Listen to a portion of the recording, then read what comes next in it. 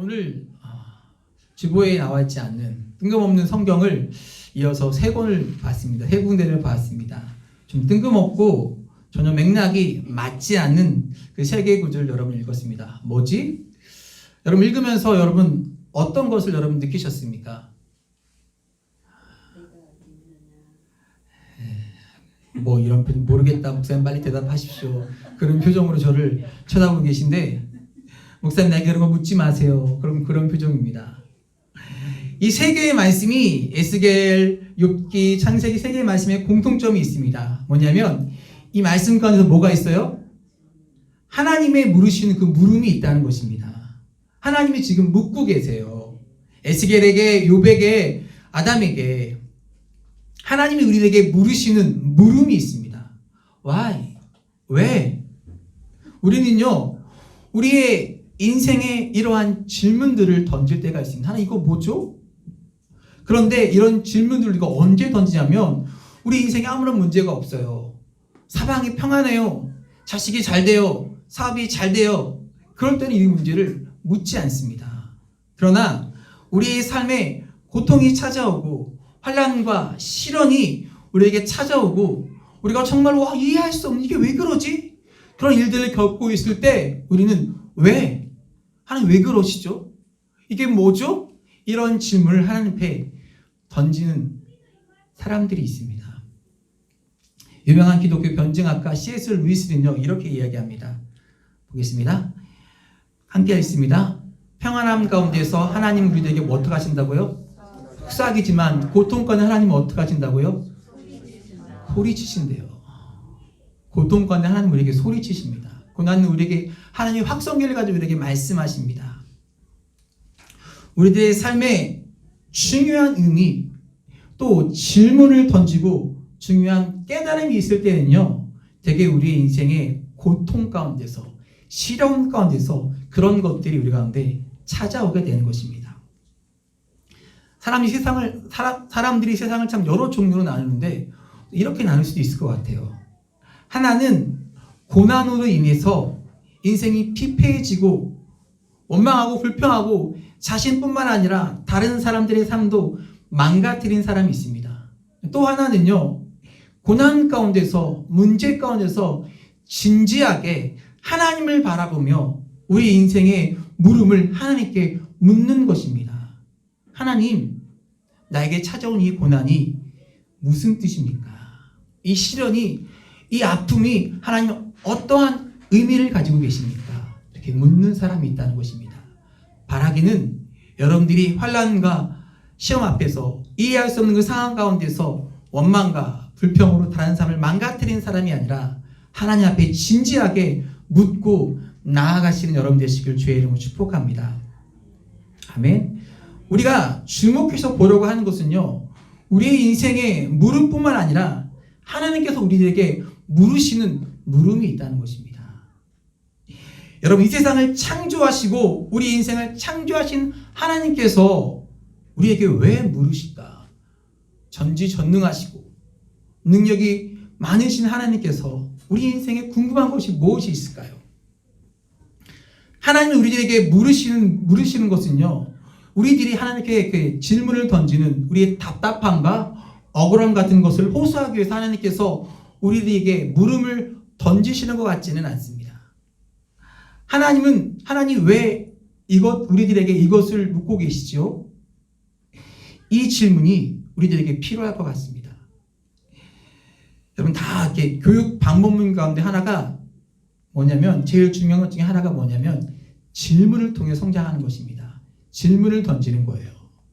그래서 유대인들은요 아이들이 학교를 갔다 오면 이렇게 묻는데요. 저는 이렇게 물었거든요. 너 오늘 뭐 배웠어? 밥은 뭐 먹었어? 그렇게 묻는 유대인들이 그렇게 안 묻는데요. 너 오늘 학교에서 뭘 질문했니? 뭘 질문하고 왔니? 그러니까 질문을 통해서 아이들의 성장의 감을 알고 있는 것입니다. 존 맥스웰의 인생의 중요한 순간에 다시 물어야 할 것들에서 이렇게 표현합니다. 질문은 꽉 닫힌 문을 여는 알리바바의 주문이다 라고 얘기했어요. 우리 인생에 그러니까 물어야 할 것들이 있는 것입니다.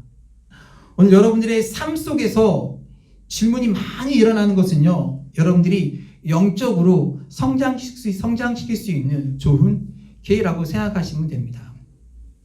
제가 느끼는 건데, 목사님들이 많은 모임들 그런 데 가보면요, 이렇게 질문하는 것을요 많이 꺼려하는 사람들이 있어요. 게다가 교회에서는요, 직분이 높으면 높을수록 질문하는 것을 어려워합니다. 왜냐하면 이 나의 질문을 통해서 나의 지식이, 무식이 들통날까봐. 그러나 여러분 괜찮습니다. 여러분이 모르는 것을 다른 사람도 모르고 있다 생각하고 물으시면 됩니다. 괜찮습니다. 질문은요, 우리의 무식함을 드러내는 것이 아니라 질문을 통해서 우리를 성장시키는 것이니, 여러분들이 하나님 앞에 어떤 것도 무식한 질문을 해도 그 질문을 통해서 하나님께서 우리를 영적으로 성장시키실 것입니다. 여러분들이 자랄 때 어린이들을 보십시오. 그렇게 많이 묻지 않습니까? 엄마 이거 뭐야? 이거 왜 그런 거야? 아이들이 그 호기심을 통해서 질문하며 성장하는 것입니다. 오늘 본문 욥기부터 살펴볼 텐데, 욥기는요, 욥기 1장 1절에 성경 욥에 대해서 이렇게 설명하고 있습니다. 욥기 1장 1절을 보겠습니다. 우스 땅에, 같이 있습니다. 우스 땅에 욥이라 불리는 사람이 있었는데 그 사람은 온전하고 정직하여 하나님을 경외하며 악에서 떠난 자더라. 저 말씀 보세요. 욥에 대해서 뭐라고 설명하고 있어요? 온전하고 정직하고 하나님을 경외하며 악에서 떠난 사람이다. 이렇게 의롭게 살았다고 생각하는 사람에게 닥치는 이 환난이야말로 참 받아들이기 힘든 일입니다. 모든 사람들 속에 전통적으로 자리 잡고 있는 생각이 어떤 생각이냐면 인과응보. 뭐예요? 그래, 너 잘못했으니까 벌 받아야 마땅하지. 잘 살았으니까 복 받는 거 마땅하지. 이러면 여러분 무슨 문제가 있겠습니까? 내가 힘들어도 내가 잘못했으니까 받아들일 수 있습니다. 그런데 오늘 욥을 보십시오. 욥이 어떻게 불렸다고요? 온전하고 정직하고 하나님을 경외하면서 악에서 떠난 사람이었는데 그에게 뭐가 찾아왔어요? 재난이 찾아왔던 거예요. 그래서 그를 바라며 그의 친구들이 찾아와서 변론하는 것이 욥기의 내용입니다. 그의 친구들이 와서 욥에게 이렇게 얘기합니다. 욥기 4장 7절과 8절입니다. 생각하여 보라, 죄 없이 망한 자가 누구인가? 정직한 자의 끊어짐이 어디 있는가? 내가 보건대 악을 밭갈고 독을 뿌리는 자는 그대로 거두나니. 지금 뭐예요? 이 욥의 친구들 인과응보를 얘기하는 거예요. 내가 죄 지었으니까 이런 일을 당하는 거 아니냐. 잘 한번 생각해 봐라. 욥과 욥의 친구들의 변론이 계속해서 이어지는 것이 욥기의 내용입니다. 혹시 여러분 가운데 내가 참 힘들고 억울한 일을 당했는데 믿음 좋은 권사님이 찾아와서 혹시 하나님께 잘못한 거 있는지 한번 생각해 봐. 그러면 어떻게 내 마음이 상처를 받는 거예요. 우리 억장이 무너지지 않는, 난 잘못한 거 없는데. 하나님, 제가 진짜 뭘 잘못했습니까? 이 억울한 만큼 우리를 힘들게 하는 것은 없는 것입니다. 이렇게 욥이 그의 억울함을 가지고 논쟁하는 가정 가운데서 드디어 하나님이 개입하십니다. 오늘 본문 욥기 38장 2절에 뭐라고 말해요? 무지한 말로 생각을 어둡게 하는 자가 누구냐? 무지한 말로 생각을 어둡게 하는 자가 누구냐? 하나님이요, 이 문제에 개입하셔서 말씀하시는데 욥의 답답함에 대해서, 욥의 고난에 대해서 어떤 답도 말씀하지 않는 거예요. 어떤 설명도 하지 않는 거예요. 욥은 궁금해 미치겠는데. 그런데 놀라운 것은요, 욥으로 하여금 이 질문을 통해서 하나님께 가까이 나아가도록 통로가 되는 질문을 하나님이 던지십니다. 질문을 통해서 우리는 때때로 새로운 관점을 가지게 되고요, 하나님과의 새로운 관계 속에 들어가게 되는 것입니다. 욥기 4장부터 27장은요 이러한 논쟁들이 계속되고 있어요. 친구 너 잘못했어, 죄 지었잖아, 나는 아니야. 이런 변론이 쭉 이어지는 거예요. 근데 오늘 하나님께 욥에게 물으시면서 하나님께서 욥의 친구들에게 폭풍 같은 질문들을 던지십니다. 욥기를 쭉 보시면 38장 이후에 하나님이 70여 개의 질문들이 막 쏟아집니다. 내가 땅의 기초를 세울 때 너는 어디서 어디 있었느냐? 누가 땅의 크기와 규모를 정했는지 너는 아느냐? 바닷속의 깊은 물 밑으로 너는 걸어다녀 보았느냐? 누가 별자리를 제때에 이끌어 내는지 너는 아느냐? 하나님께서 이런 폭풍 같은 질문을 던지시는데 문제는요. 욥이 지금 이런 거 한 번이라도 생각해 봤겠습니까? 그 당시에 아브라함 시대인데 우주의 신 이런 거 생각도 안 해봤어요. 한 번도 생각해 본 적이 없다는 것입니다. 아니 우주의 질서, 창조의 신비, 인간들이 살면서 내 삶에 연관된 것 외에는요. 과학자가 아닌 이상 이런 거 잘 생각하지 않습니다. 생각해보지 않았던 것, 더 큰 것에 대해서 하나님께 물으실 때 우리는요. 인생에서 답을 얻지 못할 것이 너무나 많고 내가 이해하지 못하는 것이 훨씬 더 많은 것을 욥이 깨닫게 됩니다. 욥이 자신에게 일어난 인생의 일을 가지고 씨름하고 있을 때 하나님은요. 내 인생뿐만 아니라 더 큰 일을 우주를 경영하시는 분, 그래서 내 인생의 문제가 아니라 더 큰 하나님께로 시선을 옮겨야 된다는 것을 깨닫게 합니다. 시선의 그 찬양 가운데 모든 시선을 누구한테요? 주께로 돌리고 살아계신 하나님을 느낄 때 하나님이 어떻게 하신다고요? 일하기 시작하신대잖아요. 더 큰 하나님께로 내 시선을 옮겨야 한다는 것을 욥에게 깨닫게 하는 거예요. 우리 인생에 힘들고 불만이 가득할 때 하나님의 그 섭리와 인도하심을 인정하면서 한 발 뒤로 물러서서 하나님이 경영하신 것을 바라보기 시작할 때 우리는요 완전히 새로운 관점을 가지게 되는 것입니다. 그래서 욥기 42장 5절과 6절에 이렇게 고백합니다. 있습니다. 내가 주께 대하여 귀로만 듣기만 하였사오나 이제는 눈으로 주를 배움나이다. 그러므로 내가 스스로 거두어드리고 티끌과 가운데서 회개하나이다. 욥에게 이제 새로운 관점이 생긴 겁니다. 하나님을 바라보는 새로운 눈이 그에게 생기고 나니 그는 불만이 아니라 하나님 앞에 어떻게 했어요? 무릎을 꿇게 되는 거예요. 아, 그렇구나. 하나님이 내 인생의 문제뿐만 아니라 나를 인도해 가시지만 온 우주와 만물을 창조하시고 섭리하시고 인도해 가시고 경영해 가시는구나.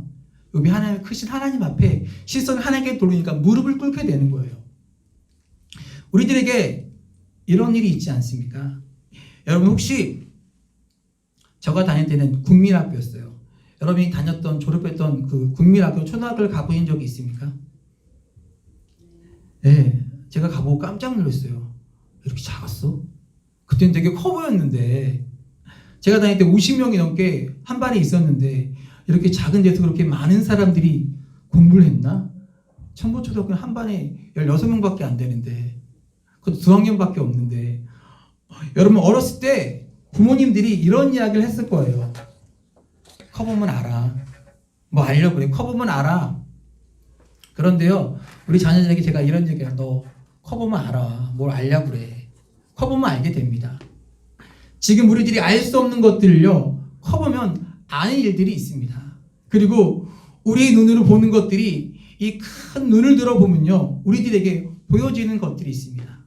그래서 믿음의 눈을 뜨면 보이는 분 계시는 거예요. 그분이 계시는 것입니다. 지금도 그분이 내 안에서 역사하시는 분이십니다. 그래서 사도 바울이 고린도전서 13장 12절에 이렇게 고백하고 있습니다. 우리가 지금은 거울로 보는 것 같이 희미하나 그때에는 얼굴과 얼굴을 대하여 볼 것이요 지금은 내가 부분적으로 아나 그때에는 주께서 나를 아신 것 같이 내가 온전히 알리라. 그때가 되면요 온전히 안다고 말씀하고 있어요. 제가 여러분한테 확신 있게 말씀드립니다. 그때가 되면요 아는 때가 와요. 도저히 이해가 안 되는 것, 도저히 하나님의 섭리가 이해가 안 될 때 여러분 그때가 되면 아는 때가 여러분 옵니다. 지금 우리들이 그냥 주저앉아 있는 것이 아니라 하나님께 질문을 던지고 이 믿음의 여정 가운데 들어갈 때 우리들이 깨닫게 되는 것이 있죠. 이 질문이 우리를 영적 성장으로 이끌고 있다는 이것을 우리들이 알아야 하는 것이에요. 질문을 던져야만 답을 얻을 수 있다는 것은 진리입니다. 자, 또 하나의 질문을 보면 에스겔 37장 3절의 말씀에 이렇게 말씀하시죠. 그가 내게 이르시되 인자야 이 뼈들이 능히 살 수 있겠느냐 하시기로 내가 대답하되 주 여호와여 주께서 아시나이다 이렇게 말하고 있습니다. 이 시기가 언제냐면 이스라엘이 바벨론 포로로 잡혀간 지 오래되었어요. 그래서 민족의 소망이 끊어지고 정말 모든 것이 다 끝났구나라고 생각할 때 하나님께서 에스겔을 골짜기 이끌어 가셔서 그 골짜기 주변에 있는 마른 뼈들을 지금 보여주시는 장면입니다. 다 말라 비틀어진 이 뼈를 바라보며 생기라고는 1도 찾아볼 수 없는 이 뼈들을 바라보면서 하나님께서 뭐라고 말씀하세요? 그가 내게 이르시되 인자야 이 뼈들이 능히 살 수 있겠느냐. 여러분 에스겔의 입장 한번 생각해 보세요. 그렇게 생각하지 않을까요? 하나님 어떻게 그런 질문을 하세요? 이 말라 삐뚤어진 뼈들이 어떻게 살아날 수 있습니까? 왜? 그 에스겔이 가지고 있는 사고와 그가 가지고 있는 경험으로는요 이 물음에 답을 할 수가 없는 거예요. 그때 에스겔이 뭐라고 대답합니까? 주 여호와여 주께서 뭐라고요? 아시나이다. 여러분 우리가 알 수 없는 것에 대해서 물으실 때 우리의 정답은 뭐예요? 주님이 아십니다. 이게 정답이에요. 그러니 여러분들이 그런 질문이 왔을 때 주님이 아시죠? 이렇게 대답하면요 정답을 찾을 수 있는 거예요. 중요한 것은 하나님께서 왜 에스겔에게 이런 질문을 던졌냐는 것이죠.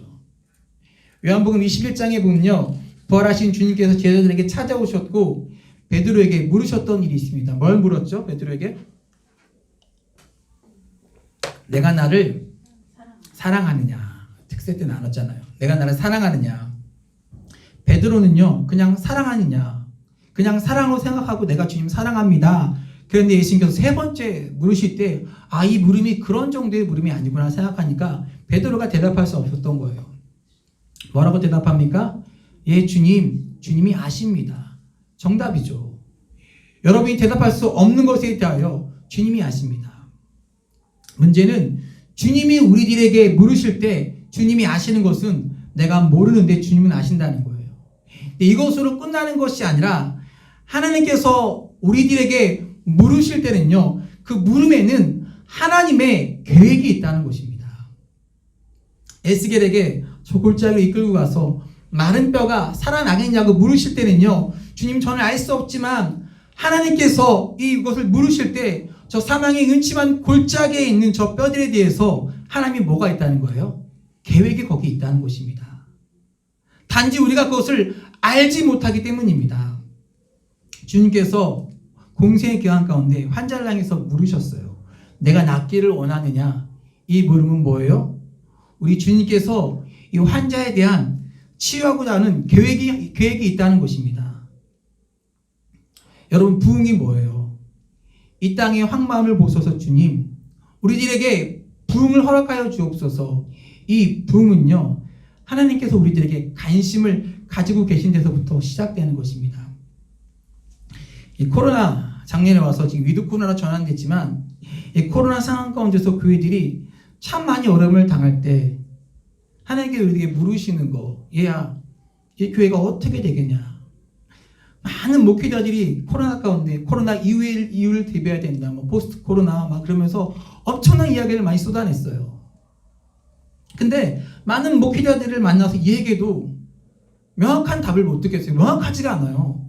그런데 하나님께서 우리 마음 가운데 이 교회 이 상황이 어떻게 되겠니 물으실 때 하나님은요 분명히 지금 몸된 교회를 향한 하나님의 계획을 가지고 계십니다. 아멘. 여러분을 이 자리에 구름토기에 보내신 이유와 뜻과 계획이 있는 것이에요. 여러분 역사를 통해 보니까 우리들이 지금 당하고 있는 어려움, 우리들이 오해라고 생각하는 것도 있고 많은 사람들이 교회가 잘못했다고 생각하는 사람도 있습니다. 어쨌든 이 어려움은요 초대교회의 성도들이 당했던 어려움에 비하면 그리고 구한말에 이 땅에 복음이 들어왔을 때 우리 선조들이 당했던 그 어려움에 비하면 이 어려움은요 어려움도 아니에요. 근데 하나님은요 그 시간들을 통해서 하나님이 역사하시고 하나님이 일하셨다는 것입니다. 지금 이 상황 가운데 하나님은요 여전히 일하신다는 것이에요. 이 코로나 상황 가운데도 하나님께서 주님의 몸된 교회를 붙들고 이끌고 가시고 하나님이 오늘도 변함없이 일하고 계신다는 것입니다. 그분은 어제나 오늘 영원토록 동일하신 분이기 때문입니다. 주님이 지금도 이 상황 가운데도 일하고 계세요. 믿으세요? 주님이 여러분의 가정 안에, 여러분의 삶 안에, 여러분의 직장 안에 주님이 세우신 몸된 교회 안에 그분은 여전히 살아계셔서 일하고 계심을 여러분 믿으시기를 바랍니다. 마지막 창세기 3장 9절 여호와 하나님이 아담을 부르시며 그에게 이르시되 내가 어디에 있느냐? 내가 어디에 있느냐?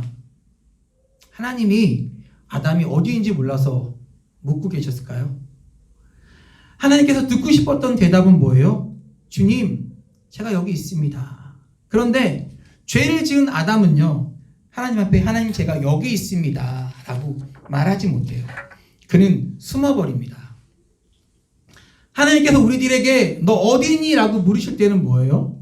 하나님은요, 우리들과 하나님 사이에 새로운 관계를 맺기를 원하셔서 부르고 계신 것입니다. 요즘 교회들이 코로나 때문에 모이지 못하니까 이 코로나를 통해서 많이 개발된 것 급격히 뜬 건 뭐냐면 줌이라고 생각해요. 줌을 통해서 모든 게 다 되잖아요. 교육되죠.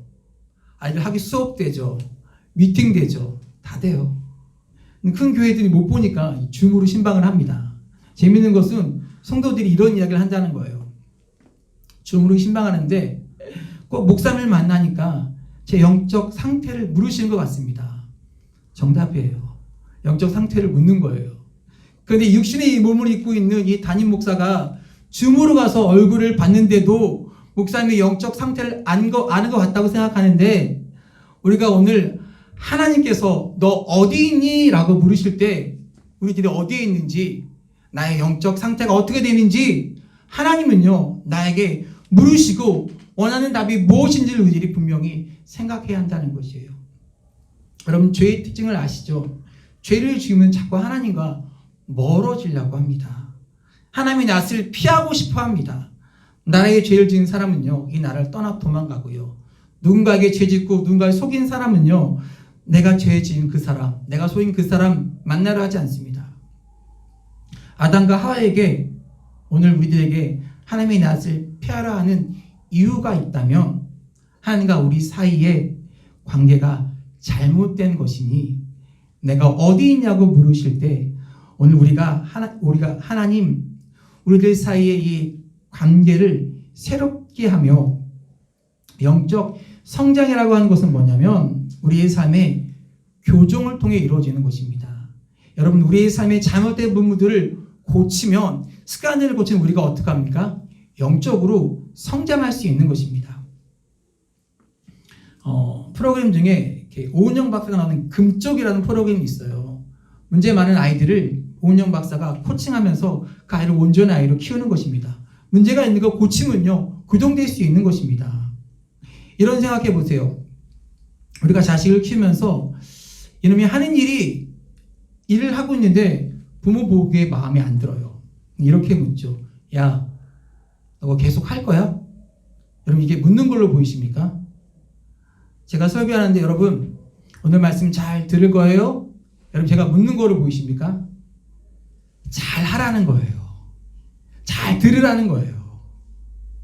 여러분, 우리 하나님께서 여러분을 향해서 너 지금 어디 있니? 라고 하는 이 물음은요 물음이 아니에요. 이 물음을 통해서 우리가 깨닫기를 원하시는 것이 있다는 거예요. 너의 영적 자리가 어디인지를, 내가 그곳에 계속 머물러 있어야 되는 것인지를 우리에게 묻고, 이 물음은요 필연적으로 우리를요 부르심 가운데로 인도해 가는 것입니다. 하나님의 물으심이 우리를 필연적으로 사명의 자리로 인도해 가고 계신 것입니다. 여러분, 지난주 말씀 기억하세요? 웬만하면 어떡하라고요? 웬만하면 내가 해라. 그 의사 얘기했잖아요. 한세시병 의사가 없을 때 기도할 때 하나님의 음성이 웬만하면 내가 해라. 예, 감사해요. 웬만하면 내가 해라. 오늘 하나님께서 우리를 부르시는 그 부르심 가운데 주님, 제가 여기 있습니다. 여기 있습니다라고 하는 것은요 많은 의미가 내포되어 있는 거예요. 오늘 말씀을요 아주 재밌는 이야기로 제가 마무리를 지려고 저거 보면서 많이 웃겼어요. 공감했어요. 지금은 이러지 않습니다. 군대가. 제목은요 제가 하겠습니다예요.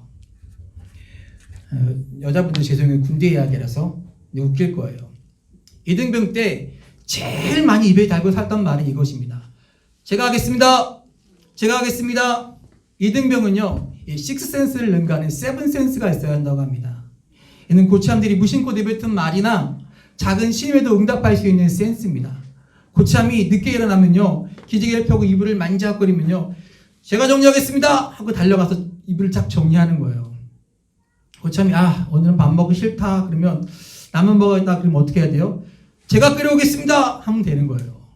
근무 교대하는데 무거운 짐을 고참이 들고 내관에 들어오면 제가 들겠습니다 하고 대신 들어야 하는 겁니다. 이등병 때는 모든 것이 내일이었어요. 남자 군대 갔다 온 사람만 웃고 계시는데 이등병 때는 모든 것이 내일이었습니다. 일을 골라서 하기보다는요, 찾아서 해야 욕을 먹지 않고 부대 에이스로 등장하는 겁니다. 시간이 흘러서 그 사람도 병장이 되겠죠. 그때 내가 그대를 읽었는데 그때 나는 태어나서 누렸던 호사 중에 가장 훌륭한 호사를 누렸다. 여기저기서 이등병들이 보혜사처럼 나를 떠나지 않고 항상 따라다녔다. 아침에 일어나서 화장실 갔다 오면 친구가 정리되어 있었다. 뭐야, 나 좀 더 잘라고 했는데 말이 떨어지고 제가 다시 깔겠습니다. 삽시간에 이불을 싹 깔아줍니다. 나는 근무를 때 늘 책을 많이 가지고 다녔다. 다 읽지도 않으면서 사회에 있을 때 공부를 잘했던 것처럼 보이기 위해서 그랬다. 근무 교대를 할 때면 한 50m 앞에서 후임이 달려와서 제가 들겠습니다 라고 말했어. 내가 아니야. 세븐 센스가 없는 후임들은요, 네 알겠습니다 하고 물러서는데 그 후에 그 밑에 있는 상병들이 후임을 교육하면 야, 한 번 묻지 말고 두세 번 물어봐야지 라면서 세븐 센스 교육을 시작합니다. 제대하기 전 마지막 날 근무가 끝났을 때 내 말에 들어와서 양팔을 모두 모세처럼 펴면 아론과 홀 이등병이 달려와서 내 근무복을 벗겨주고 나를 그대로 들어서 내 자리까지 옮겨주었다. 지금까지 살면서 제일 편한 때였다는 생각이 든다. 늘 제가 하겠습니다 하는 마음을 가지고 내 짐을 대신 지어주고는 이등병들이 주변에 가득했기 때문이다. 그 속에서 놀던 때가 그리스입니다. 절대로 다시 돌아가고 싶지는 않습니다. 갈라디아서 6장 2절에 사도가 이렇게 말해요. 너희의 짐을 서로 지라. 그리하여 그리스도의 법을 성취하라. 우리는 모두 처음 예수 그리스도를 만났을 때 이등병의 마음을 소유했습니다. 하나님이 그런 이등병의 마음을 가진 신자를 사용하셔서 그리스도의 법을 성취하신다. 내가 무거운 짐을 지고 신앙생활을 하고 있는데 내 주변에서 제가 들어드리겠습니다 라는 마음을 가진 사람들이 가득하다면 얼마나 따뜻할까. 이등병 신자가 많아지면 많아질수록 그리스도의 몸된 교회는 아름답게 세워져 갑니다. 하지만 처음에 받았던 나 같은 죄인 살리신 주님의 은혜가 안 놀라워지기 시작하면서 이등병의 마음이 아닌 병장의 마음이 되는 것입니다. 병장 신자들이 많아지면 많아질수록 그리스도의 몸된 교회는요, 골병이 된다고 이야기합니다. 우리는 처음에 주님을 만나주셨던 그 십자가의 은혜를 기억하면서 이등병의 마음으로 낮아져야 한다. 사회적으로 갑질 문제가 매우 심각한데 교회 안에서도 영적 갑질이 심각하다. 영적 갑질이 무엇인지 아십니까? 내가 너보다 기도 많이 했어. 내가 너보다 하나님이랑 많이 친해. 내가 너보다 성경 많이 읽어. 내가 너보다 성김의 연수가 오래되었으니까 고로 너는 조용히 해. 어디서 병장 신자가 말하는데 이등병 신자가 나대? 이게 교회에서 일어나는 영적인 갑질 아닙니까? 교회는 여러분 군대가 아니에요. 교회에서의 최고의 자랑은 연수가 아니라 그리스도를 닮은 인격입니다. 그리스도의 사랑으로 살리는 을이 된다면 그 사람은 진정한 영적 갑이다. 저는 이것으로 고개를 숙입니다. 아직 숙이지 못하면 읽지 못했기 때문이다. 지금은 서로 갑질할 때가 아니라 갑절의 사랑을 구해야 한다. 우리 서로 사랑하자. 여러분의 마음이 계급이 어디쯤 와 있습니까?